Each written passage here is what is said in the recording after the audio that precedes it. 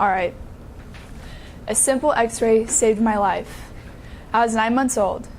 My parents were putting me to bed, and they could hear me breathe. My dad goes, "Lori, there's something wrong with her. We have to take her to a doctor." So they did. The next morning, they wake up, they take me to the doctor. The doctor performs his chest tests, checks my heart, checks my lungs. His diagnosis? Allergies. "Well, doc, is there anything we can do?" "No, she's too young." So they took me home. That night again, they could hear me breathe. "Lori, there is something wrong with her. We have to take her to another doctor." So they take me to another doctor a few days later. She hears what my parents had to say about the last doctor, what he had said. She performed at least 1 or 2 tests and goes, "Yeah, allergies, sounds about right." Well, my parents, being the people who they are, asked, "Well, is there a specialist we could go to? It doesn't seem like it's working." So from there, they finally got into a specialist about 3 weeks later. First thing the specialist said was, "Did you get an x-ray?" Well, no, we didn't. Well, it's the first thing I would have done. Within a few minutes, they took me to the x-ray room, and they put me down, took the x-ray, and the x-ray technician goes, "Oh my gosh." Dad goes, "What?" He brings him into the back room and goes, "Here, look at this." There was a big white battery in the middle of my throat, the size of a quarter, the ones you put in watches. So within 45 minutes of that, I was in this operating room. They had me on the table. The doctor said he had to put his foot on my chest to be able to yank that sucker out.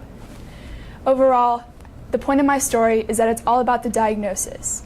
Had the first doctor not gotten it, nor the second, or the first doctor missed it, and so did the second. Had the third doctor not gotten it, I would not be here today. Hi, my name is Payton FPN, and I'm a first-year ISM student studying under a physician assistant to orthopedic surgery. This year in ISM, we got the opportunity to follow people to do research and mentor under people of our chosen professional field. And this year, I was able to conduct research and interviews to be able to learn more about the field. We were able to set up informational interviews with professionals in the field so that we could learn more and, The first interview I conducted was with Chris Holmes. He was a total joint replacement PA. My first interview with him, I didn't really know what was going on. I didn't know necessarily what all entailed about the PA side of the medical field. So the very first interview was very informative. I asked very basic questions. And so I kind of got mainly what was the daily things that the PA would be able to do. Their daily runs, their clinic times, their surgery times. And so from there, the first question I realized I should have asked was, what specialty was he? Because that determines the roles and the patients that he would have. As if with total joint, you're going to be normally playing or hanging out with the older patients that are going to be hospitalized and in their beds. And after that, you realize that those specialties completely determine the specific roles after that.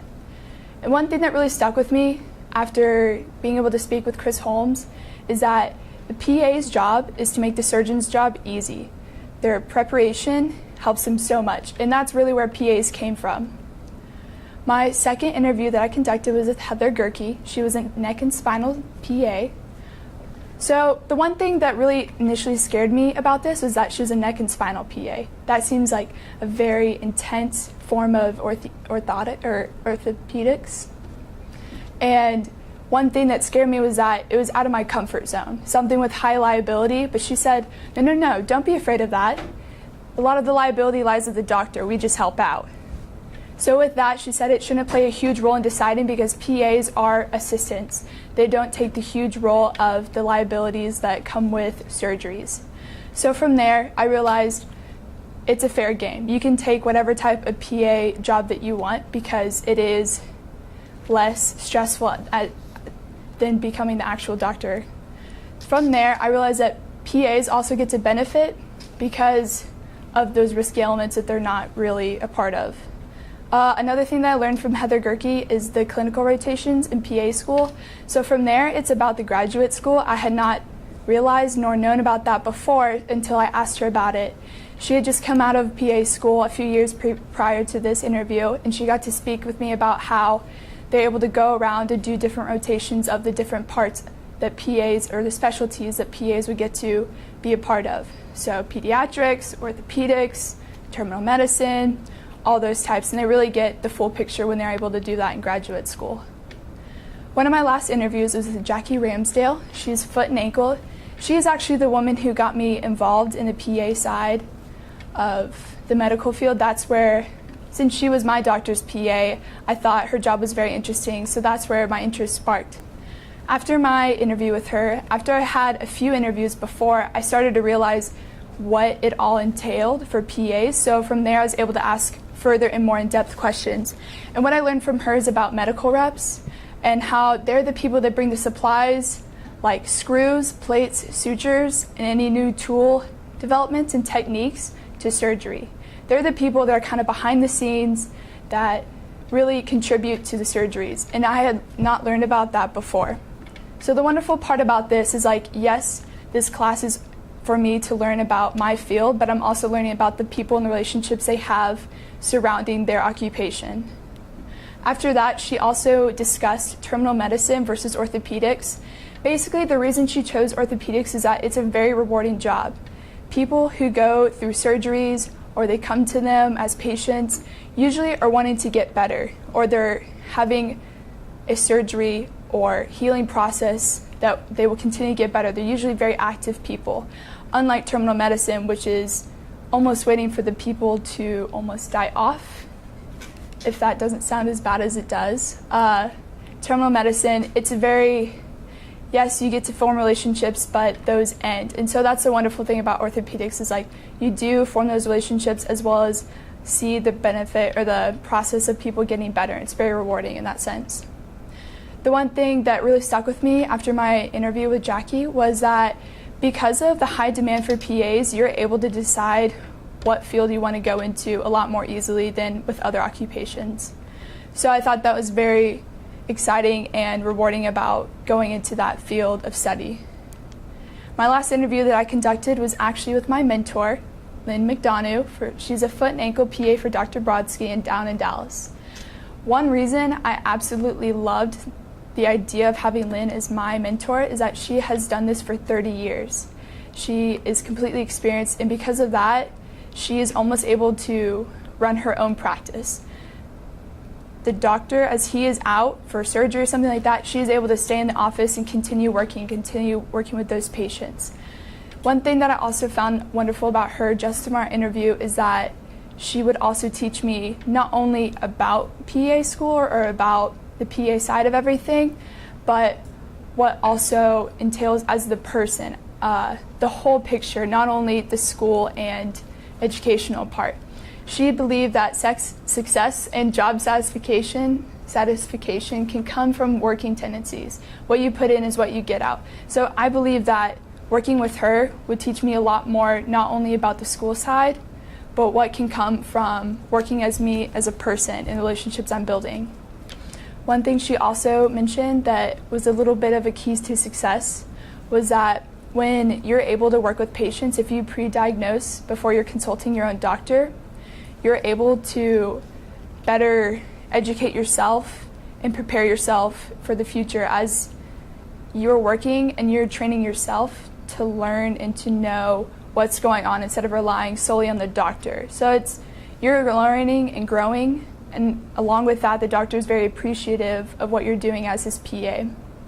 Another thing about Lynn that she taught me was that because of PAs, they're able to move so much in their field with the different possibilities of, like I said, orthopedics, pediatrics, terminal medicine, ER workings. They're able to move around because they are certified for all those different specialties. And I found that very exciting, as PAs are able to just really get the full picture and the full roundabout, and they just have so many different opportunities.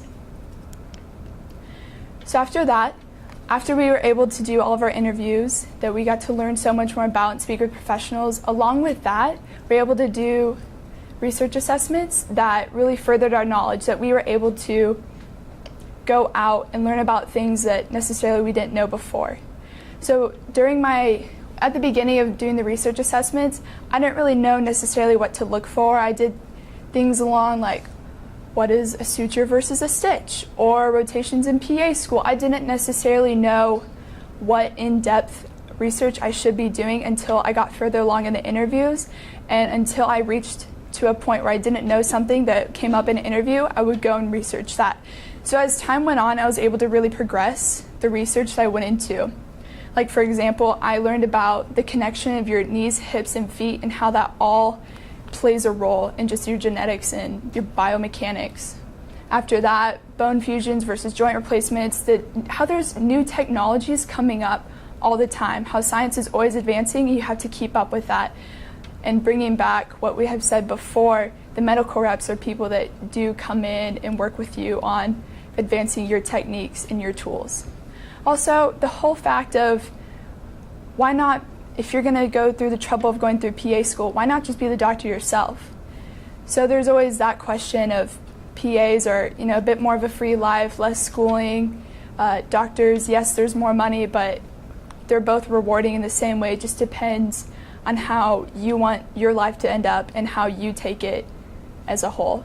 And for PAs, also, it's wonderful for women who do want to have families and do want to grow in that way, because being a doctor is, yes, it's very rewarding, very tough work, but it takes up a lot of time. So doing the research assessments, I was really able to dive in deeper to what I wanted to learn, access past the interview assessments, or the, informational interviews that we had done before. As the year went along, we were able to work with our mentors and do our original works. Basically, the original work is something that we could do that would be an invention, creation, something that we could make for society or something that we could make for the mentor to help them out. So my mentor and I decided that we would like to do something along the lines of a pamphlet that would inform patients of the best type of shoes to buy for their condition, considering she would constantly be asked the question, what type of shoes should I buy? Which one's best for my condition? So she thought it would be best, and I did as well, because it would help her out the most, to create something that is informational for the patients. Yes, it's for my mentor to make her job easier, but in reality it's for the patients and making sure that they're getting the most information they can out of their doctor. Turns out about 10% of what doctors say in meetings or appointments with their patients is actually heard. The other 90% is just going right through. So that's why we found it really important to be able to give something to them that they'll be able to take home, to read, to look over again, learn more about it, and do extra research, but it's just in their hands, versus, oh no, what did my doctor just say? I don't remember. So we believe that would be best. So within the original work, we believe we did special modifications for certain situations, and along with that, we gave them the ideal shoe. So for example, someone with Achilles tendonitis, we would analyze that. The ideal modification you can put with that is to give them a shoe with a slight heel, along with other things. But after that, we would do our research and our own evaluation of the best type of shoe that would really benefit that condition. Or, for example, bunions. With something so wide in the toe area, you'd have to find shoes with wide toe boxes, or possible orthotics, or shoe inserts. So from there, we would kind of guide the person along, or the patient along, to understand what they have, what they can be doing for it, and as long as that, we would give them suggestions on how to make it better. So each step we took was a process to research each thing online and create our own evaluations of what would be best. Along with all of this, the original work really expanded my own knowledge of the field, of the different situations and issues that could occur for the patients, and how it really could all be helped and beneficial. Because yes, the doctors do their part, but it's also up to the patient to follow through with what they had said before, and with this, they're really able to do that. Also, it really helped my mentor, as she was able to give that information to her patients, since it wasn't as easy for them to retain the information that she had given to them before. My mentor, Lynn McDonough, was someone that I found through the ISM community, through a friend of a friend, the dad's doctor. Things all worked out, and I got to meet my mentor. She has been incredibly insightful with her 30 years of experience. She was very willing to teach me, and because of all that, she's been so wonderful and great for teaching me all these new things and just completely exposing me and opening my eyes to this field. I said previously, she practically runs her own practice due to how many years of experience she has. So as a doctor's out, she's in the clinic rooms working on it. And because of that, she doesn't do the surgeries anymore. She used to, but currently she's just kind of gliding along and doing her thing. So here are a few of my favorite mentor experiences that we have had together. Initially, we would go out and do our clinic days, which is where we would meet patients, we would work with them. Lynn would speak with them, build relationships, diagnose what was going on.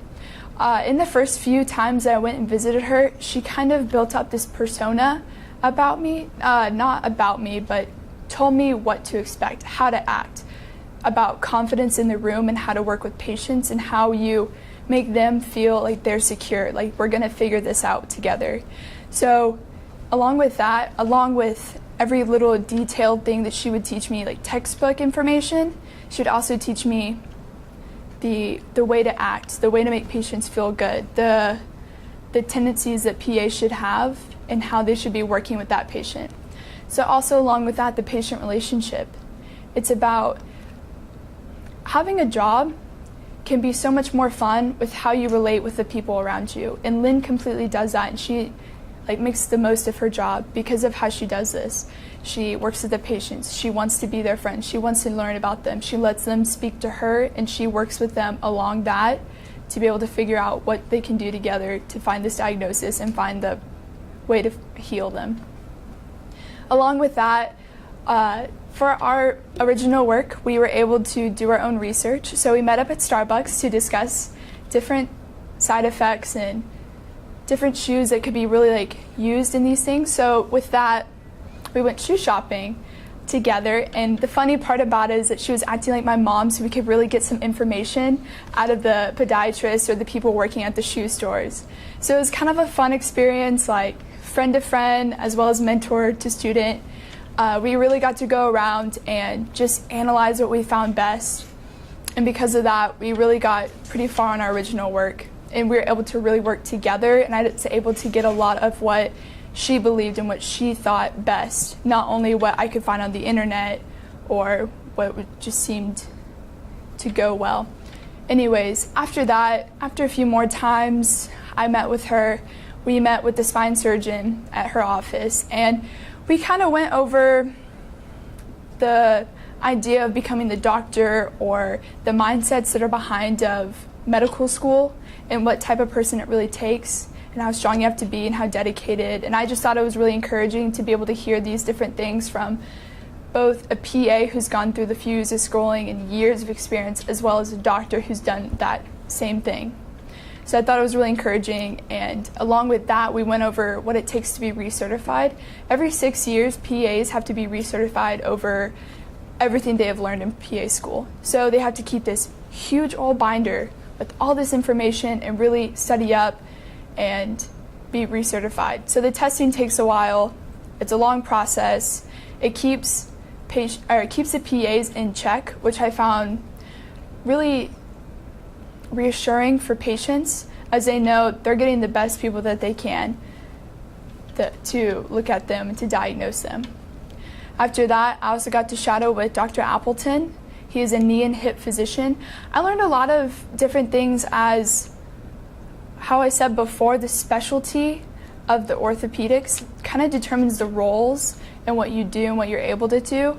So with the knee and hip physician and his PA, I was able to see how the PA forms different relationships and how the doctor really works alongside of his PA a little bit more separately with her as well.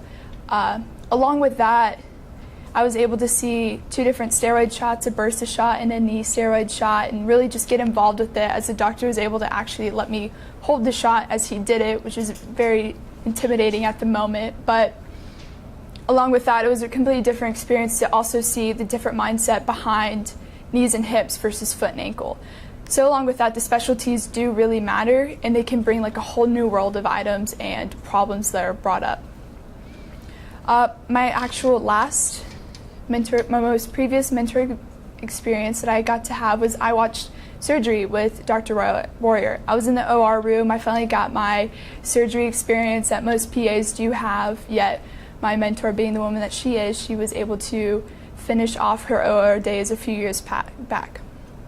So I was able to watch the surgery. I was able to get in there, put on the scrubs, the whole outfit that comes along with it. And so from that, I just learned the whole different side of the medical field, not only working with the patients, but when the patients are actually knocked out and it's game time and you have to start working on them. So it was really interesting to be able to watch that and see that side of the medical field. So with all of that, we are moving on to my final product. My final product, I decided, was a continuation of the informational pamphlet that went along with helping patients identify what to do best for their feet or for their condition.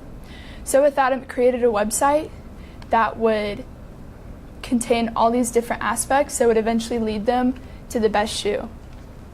So with this, I created a website called Ideal Issues, issue with shoe in it, a little pun in that.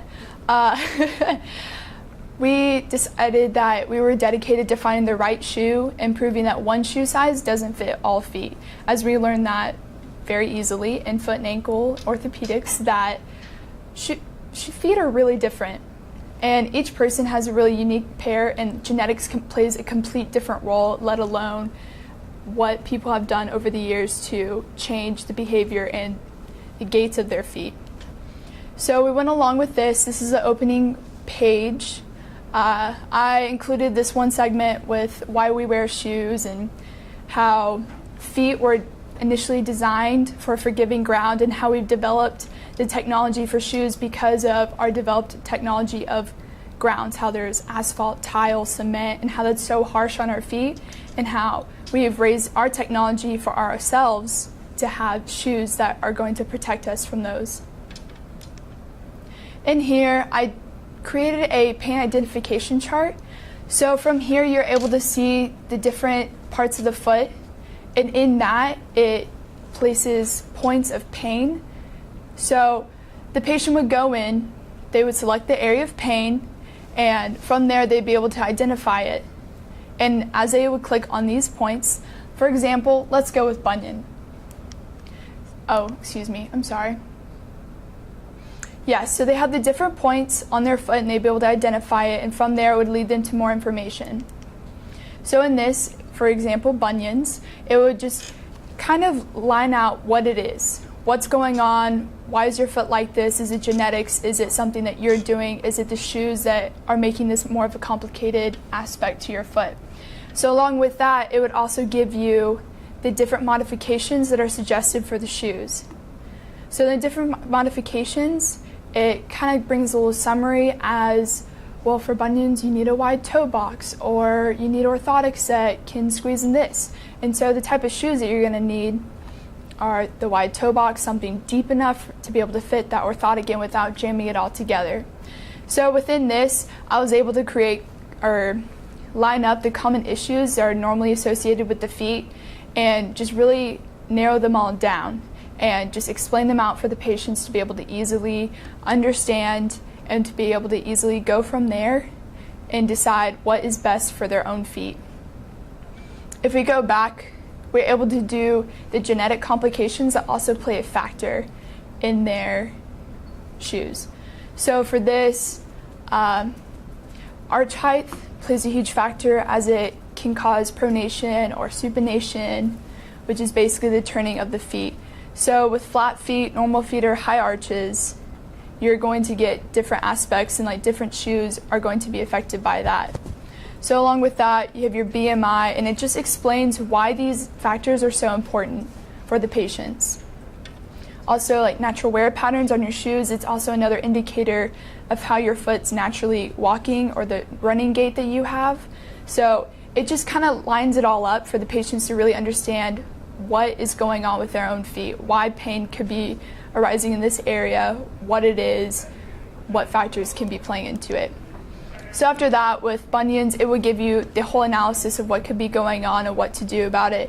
It also goes on to the shoe part about it. So for example, I use sandals and flip-flops, which is a common shoe or like a house shoe that people would use. And so basically it would explain the benefits that could be going along with the shoes and how it helps. So with that, we would suggest the best type of shoe brands like flip-flops, Bionic sandals, Chacos, ABEO.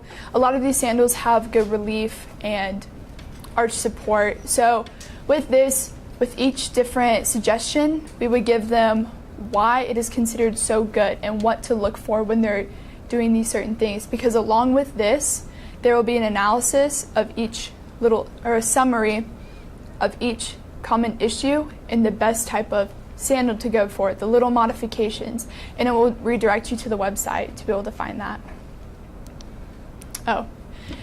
So that is my final product, and along with that, the final product has just really once again opened me up to seeing the entire foot and ankle aspect and how the smallest little things can really affect the rest of your body, how your deformities, your genetics growing up can cause your knees to be a certain way and cause pronation and pain in your arch.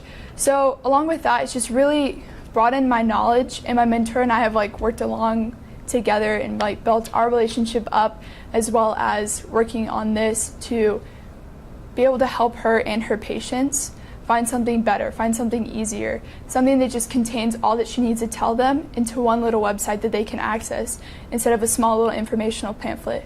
So together with the original work and the final work, my mentor will be able to hand a physical copy of the pamphlet to them that has not bare minimum, but enough of what they need to figure out what they need to do for their feet, along with this web address to be able to allow them to do more in-depth research about what they can do.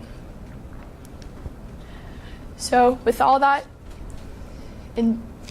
together, my future plans include going to Duke University and planning to major in biology and minor in business, and after that I plan to go to PA graduate school. Who knows what university, but Duke would be a wonderful one, as it was the founding the university that found the PA program. So I believe that would be a wonderful path for me to take. And along with that, the quote I chose for this year in ISM is, "If my mind can conceive it and my heart can believe it, then I can achieve it." Muhammad Ali.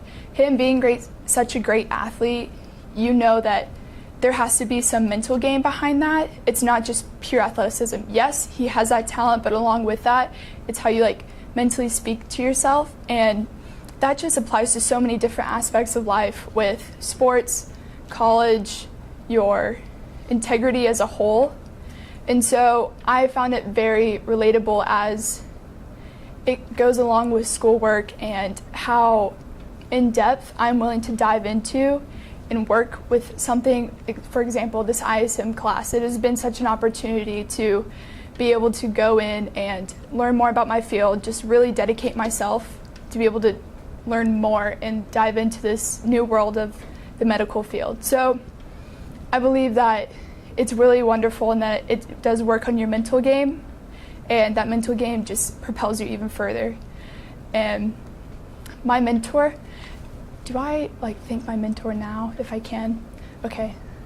I would, if I actually had my mentor, I'd bring her up and have people clap for her. But anyways, I like to thank I like to thank my mentor for how many hours and how much work she's put into me, and how great she has been.